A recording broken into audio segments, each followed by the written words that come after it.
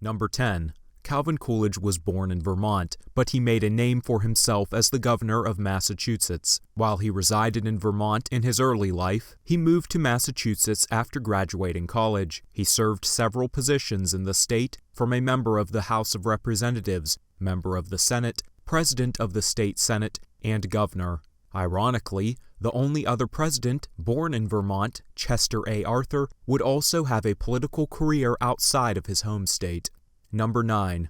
Despite running for federal, state, and municipal office, Calvin Coolidge never lost an election. He is to date the only president with this distinction. Number 8.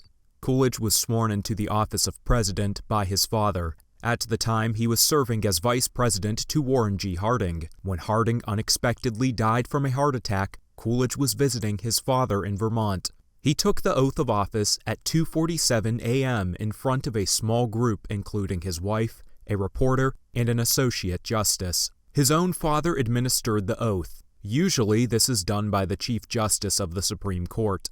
John Calvin Coolidge Sr. was a far stretch, but he was a notable figure in Vermont politics and business. At the time, he was also Justice of the Peace. Coolidge would later receive a traditional inauguration ceremony, being sworn in by Chief Justice William Howard Taft. Number 7.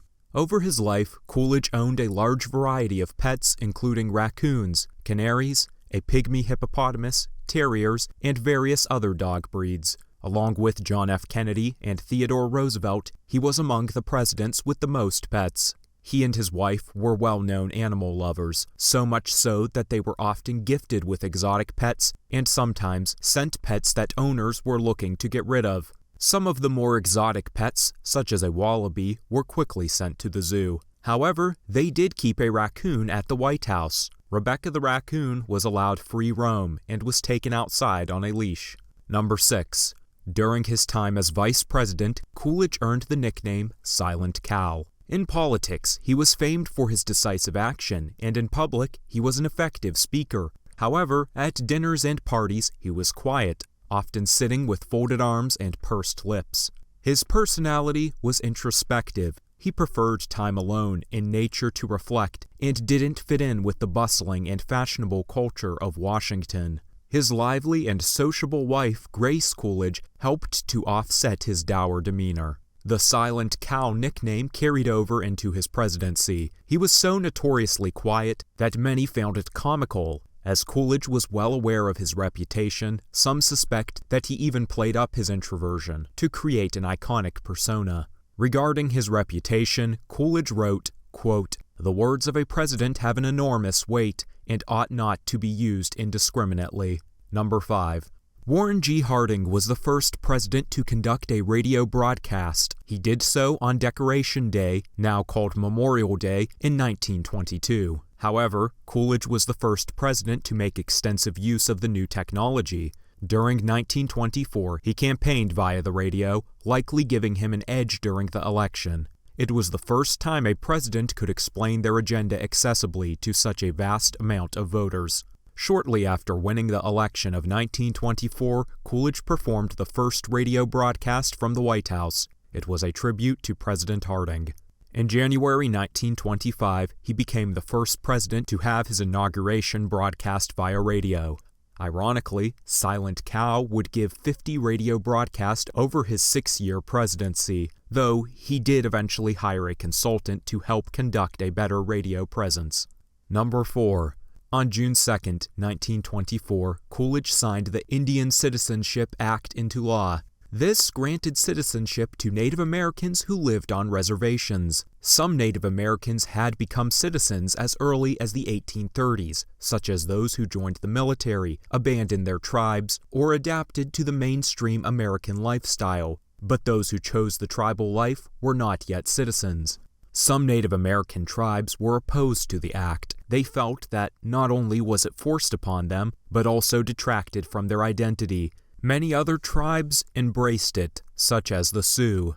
On August 4, 1927, Coolidge visited the Sioux in South Dakota. To thank the president, the tribe gave him honorary membership along with the title Chief Leading Eagle. He is the only United States president to be an honorary member of a Native American tribe.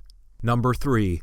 In the 1924 election, Coolidge had won decisively. Of the 48 states, he carried 35. Of the 531 electoral votes, he carried 382. And he also won the popular vote by a large margin, even compared to the combined vote of both of his opponents. The popularity largely carried on throughout his presidency. Voters were shocked when he chose not to run for a third term, making the statement, quote, "I do not choose to run." It was an ambiguous statement. Some believed he was hoping the Republican Party would simply draft him. Others believed he wanted to return to private life, as he had already been president for 6 years, a job which he never planned on having to begin with. Despite becoming president, many suspect that Coolidge was never particularly intent on having the office. He did in fact only gain it because of Harding's death, and many suspect that if Harding hadn't died, Coolidge would have never ran for office on his own, as he wasn't particularly ambitious, especially compared to other presidents. However, not breaking the third-term tradition could also have been a motivation. If Coolidge were to win the election and serve a third term, he would have been president for 10 years. Coolidge even said it was, quote, "longer than any other man had it, too long." Even Coolidge's wife, however, didn't know his true motivation. When learning of his announcement, she stated, quote, "Isn't that just like the man? He never gave me the slightest intimation of his intention. I had no idea." Number 2.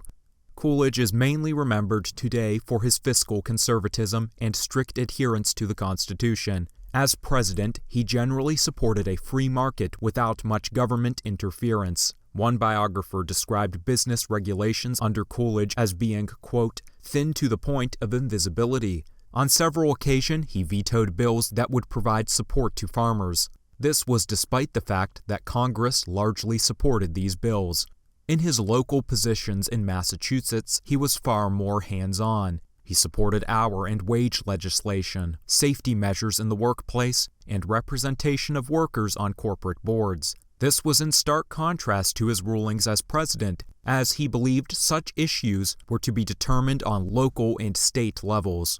Number 1. The historical perspective on Coolidge is split. Many see his policies as being largely responsible for the Great Depression, which Herbert Hoover and Franklin Roosevelt would then have to manage. For this reason, he's often placed in the lower half of presidents.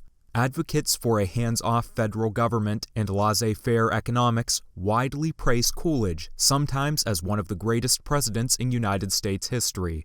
It's often argued that the Great Depression would have happened regardless of who was president, and some even argue that if Coolidge had been president during the Depression, his policies may have shortened it. Coolidge almost universally receives praise for his pushes for racial equality among whites, Native Americans, and African Americans. Today, Coolidge is one of the lesser-known presidents in the public memory, though he doesn't often make the list for the most forgettable. To support regular uploads from this channel, consider subscribing and donating to Resyndicated on Patreon. Donations from $2 to $15 a month help towards more frequent uploads. Patreon link in the description below.